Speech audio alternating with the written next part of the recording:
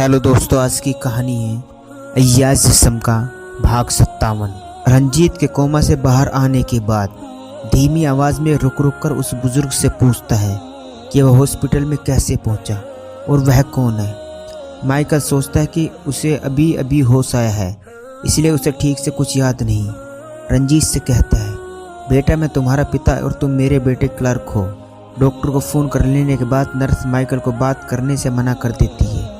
इस कमरे में ईईजी स्क्रीन पर ग्राफिक्स देखकर समझ जाती है कि पेशेंट का माइंड अब पूरी तरह से काम करना शुरू कर दिया है। नर्स सीनियर डॉक्टर के आने से पहले रंजीत द्वारा निकाला गया ऑक्सीजन मास्क फिर से नाक में लगाने लगती है।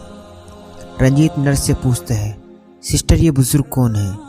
नर्स, मिस्टर क्लर्क तुम अभी अभी कोमा से बाहर निकले हो। डॉक्टर ने तुम्हें और हमें बातें करने से मना किया है।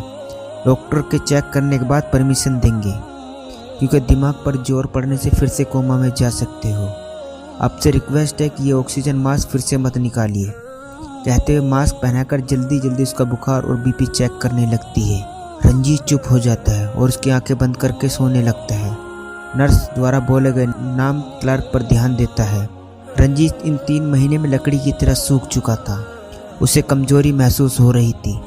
सिर्फ उसे जिंदा रखने के लिए आईवी बोतल लगातार चढ़ा रहे थे।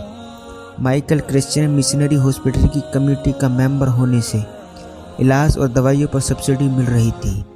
माइकल ने रंजीत के इलाज के लिए 2 लाख रुपए की एफडी बैंक से तुड़वाकर इलाज में लगा दिया था। इस बात की जानकारी उनकी बेटी रोजी को थी। उन्हें कोई आपत्ति नहीं हुई। उसे लगता है कि गॉड का भेजा हुआ बंदा है। थोड़ी देर में सीनियर डॉक्टर के साथ 2 और डॉक्टर रंजीत के कमरे में आ जाते हैं। डॉक्टर्स के आने के बाद नर्स माइकल को बाहर बैठने को कहती है। रंजीत का कमरा बंद करके डॉक्टर उसके पूरे वाइन साइन देखते हैं। कोमा से उठने के बाद 2 घंटे की एक्टिविटी को बैठकर चेक करने लगते हैं। रंजीत सब देखता रहता है। उसे सब अजीब सा लग रहा था। उसे अपने बारे में धीरे धीरे याद आ रहा था। उसे याद आता है कि उसके पिता मुंबई छत्रपति शिवाजी टर्मिनल स्टेशन के बाहर उसे ड्रॉप करके निकल गए थे। फ्लैशबैक। रंजीत स्टेशन के अंदर आकर प्लेटफार्म नंबर 3 में खड़ी सौराष्ट्र मेल की bogie number B1 birth number 12 में अपना सामान लेकर बैठ जाते हैं। उनके पास सिर्फ एक बड़ा सूटकेस था। सूटकेस को बर्थ के नीचे रखने से पहले उसे खोलकर कोल्ड ड्रिंक की एक बड़ी बोतल, चार्जर और पावर बैंक बाहर निकाल लेता है।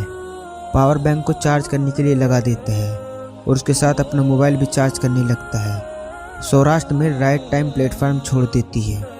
रोहित अपनी बर्थ में बैठकर आराम से रिलैक्स होकर कोल्ड ड्रिंक पीने लगा। 1 लीटर की कोल्ड ड्रिंक में 3 से 4 पैक वाइन विस्की मिला हुआ था। कोल्ड ड्रिंक पीते हुए उसे रत्ना चंदेवाल की याद आती है, क्योंकि उसने शाम को फार्म हाउस आने के लिए उसे खून लगाया था। रत्ना चंदेवाल एक सेक्सी वुमेन थी। रंजीत के साथ फार्म हाउस में बिताए हुए पलों को याद करने लगता है। वे अपने मन में कहते हैं, ये दूसरी औरतों से भिन्न है। पति के मरने के बाद अधिकांश महिलाएं अपने अरमानों को दबा लेती हैं, सेक्स की तरफ से निष्क्रिय हो जाती है। पर रत्ना उन औरतें जैसी नहीं थी। इतनी उम्र के बाद भी उत्तेजित और सक्रिय रहती है और सेक्स का भरपूर आनंद लेती है। रंजीत को भी रत्ना का साथ खूब मज़ा आता था।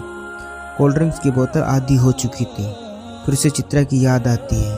कुंदन अभी तक चित्रा का पता नहीं लगा पाया था। समय बीतता जा रहा था। वह सोचता है कि उस दिन के बाद उसको कोई अता पता नहीं है। उसने FIR करने की धमकी दी थी, पर शायद नहीं की होगी। करना होता तो कब कर लेती। चित्रा शांत हो गई। इसके 2 मतलब हो सकते हैं।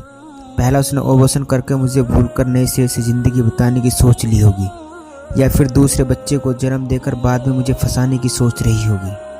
अगर बच्चे को जन्म देकर मुझे फंसाने की सोच रही तो फिर गड़बड़ है, यानी कि चित्रा का पिक्चर अभी बाकी है।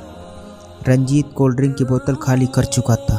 चित्रा के बारे में सोच कर थोड़ी देर बाद रेलवे प्रबंधक द्वारा रखे गए तकिया, कमर और बेडशीट को सिर के नीचे रखकर सोने का सोच लेता है।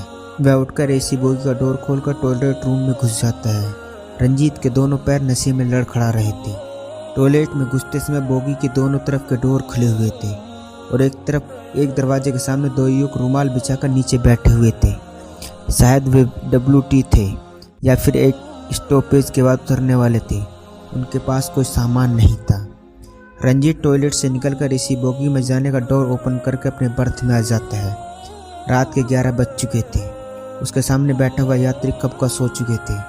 रंजीत भी सो जाता है। रात का समय था। मेल अपनी गति से पटरियों पर दौड़ रही थी। बोगी में शांति थी।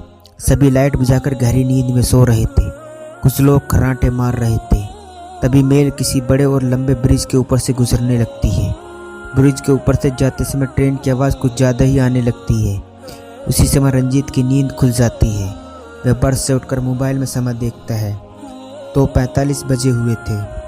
महाराष्ट्र राज्य को पार करके मेल गुजरात में आ चुकी थी। कुछ देर पहले सूरत स्टेशन से मेल छूटी थी। नेक्स्ट स्टॉपेज भरूच कुछ ही समय बाद आने वाला था। रंजीत एसी से निकलकर कार बाहर यूरिन करके टॉयलेट की तरफ जाने लगता है।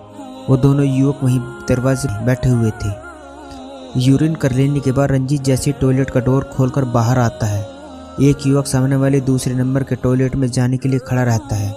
रंजीत को उसकी पीठ दिखाई देती है। रंजीत जैसे टॉयलेट से निकलकर एसी डोर की तरफ बढ़ता है।